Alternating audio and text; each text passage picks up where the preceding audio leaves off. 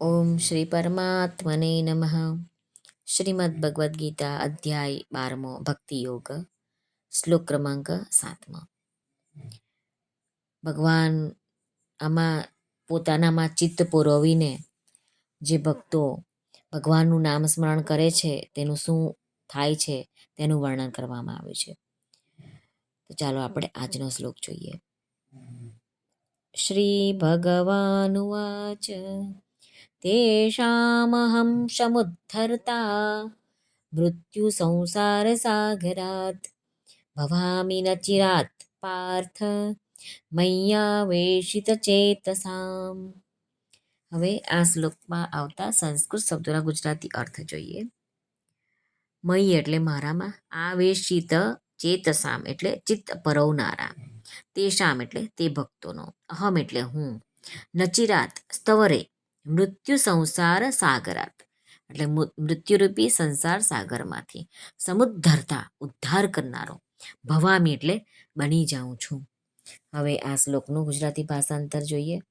શ્રી ભગવાન કહે છે અર્જુનને, મારામાં ચિત્ત પરોવનારા એ પ્રેમી ભક્તોનો હે પાર્થ, હું સ્તવરે મૃત્યુરૂપી સંસાર સાગરમાંથી ઉદ્ધાર કરી દઉં છું. આ શ્લોકમાં મય્યાવેશિત ચેતસામ તો એ કોના માટે વપરાયું છે? તો ભગવાન એટલા માટે કહે છે કે જે સાધકો, જે ભક્તોનું લક્ષ્ય, ઉદ્દેશ્ય અને ધ્યેય ભગવાન જ બની જાય છે અને જેમણે ભગવાનમાં જ અનન્ય પ્રેમપૂર્વક પોતાના ચિત્તને જોડી દીધું છે અને જેઓ પોતે પણ ભગવાન સાથે જોડાઈ ગયા છે તેમને માટે જ આ પદ આપવામાં આવ્યું છે.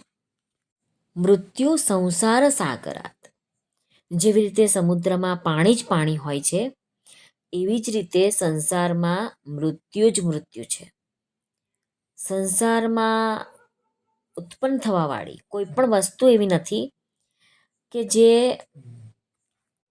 મૃત્યુ તરફ ધકેલાતી ના હોય.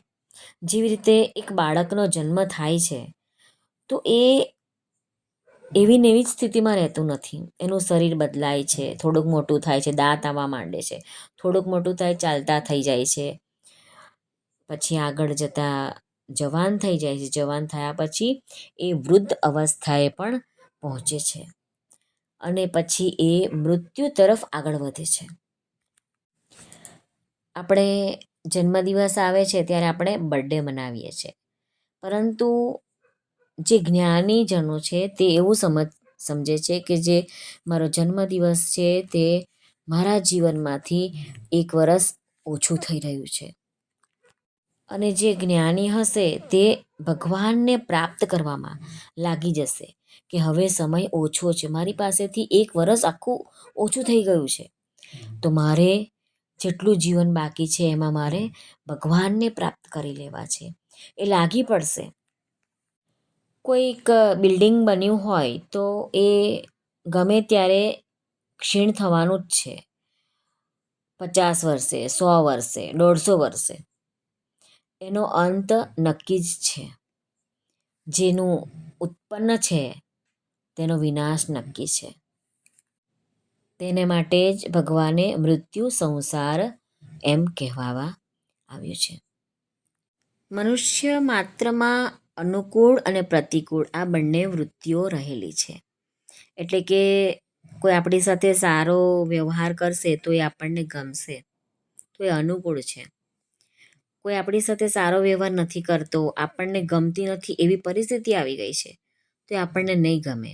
એટલે જ્યારે સારું નરસું હોય છે ત્યારે એમાં રાગ થાય છે અને દ્વેષ થાય છે.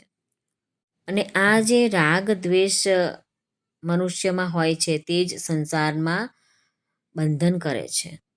એટલે સુધી બધા જોવામાં આવે છે કે સંપ્રદાયમાં પણ આ મારો સંપ્રદાય છે, પેલો બીજાનો સંપ્રદાય છે, આ સંત આપણા સંપ્રદાયના છે, આ સંત બીજાના સંપ્રદાયના છે. આવી રીતે અનુકૂળ પ્રતિકૂળ બનતા રહે છે અને રાગ દ્વેષના શિકાર આપણે બનતા રહીએ છીએ. તો એનાથી જ આપણે બધા જ સંસાર સમુદ્રથી આપણે મૃત્યુરૂપી સંસારમાં આગળ વધી રહ્યા છે અને આ મૃત્યુરૂપી સંસાર આપણે આ જ કારણોથી પાર કરી નથી શકતા. કંઈક ને કંઈક બંધન આપણને થઈ જ જાય છે.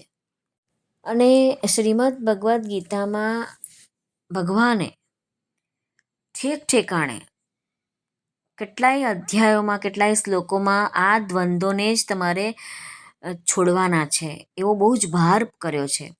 કયા દ્વંદ્વો છે? રાગ અને દ્વેષ, સુખ દુઃખ, લાભ હાનિ, આ બધા દ્વંદ્વોને તમારે એનાથી જ છૂટવાના પ્રયત્નો કરવાના છે. સ્વામી રામસુખદાસજી મહારાજ કહે છે કે જો ભક્ત પોતાની બધી જ અનુકૂળતાઓ ભગવાનમાં જ સમાવી લે, એટલે કે એકમાત્ર ભગવાન સાથે જ અનન્ય પ્રેમથી જોડાઈ જાય, તો બધી જ પ્રતિકૂળતાઓ સંસારમાં ભલે હોય પણ એને અનુકૂળ બનાવવા માટે પ્રયત્ન કરશે અને આ જ રીતે સંસાર બંધનથી જલ્દી મુક્ત થઈ શકશે. સંસારમાં અનુકૂળ અને પ્રતિકૂળ વૃત્તિઓનું થવું, આપણને જે લાગે છે કે મને આ ગમે છે, નથી ગમતું, એને જ સંસારમાં બંધાવું કહે છે.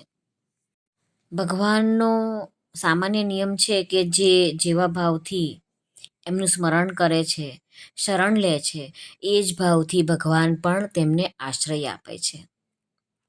ભગવાને આગળના અધ્યાયમાં કહ્યું છે કે જેઓ મારા માટે જ બધા કર્મો કરે છે ને મારે પરાયણ થઈને નિત્ય નિરંતર મારા જ ધ્યાન જપ ચિંતનમાં લાગ્યા રહે છે, એવા ભક્તોનો હું જાતે મૃત્યુરૂપી સંસાર સાગરથી જલ્દીમાં જલ્દી અને સારી રીતે ઉદ્ધાર કરી દઉં છું.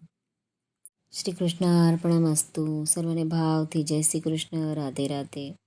હરિઓમ તત્સત. જય ગુરુદેવ દત્ત. જય સ્વામિનારાયણ. જય માતાજી. નમઃ પાર્વતી પતે. હર હર મહાદેવ. હર સિદ્ધેશ્વર મહાદેવની જય. સર્વનું કલ્યાણ થાઓ, સર્વનું કલ્યાણ થાઓ, સર્વનું કલ્યાણ થાઓ. જો આપને આ વિડીયો પસંદ આવતો હોય તો લાઈક, શેર અને સબસ્ક્રાઈબ જરૂરથી કરશો. આપણી આ ચેનલ છે ધાર્મિક. આપ સર્વનો ખૂબ ખૂબ ધન્યવાદ. આભાર.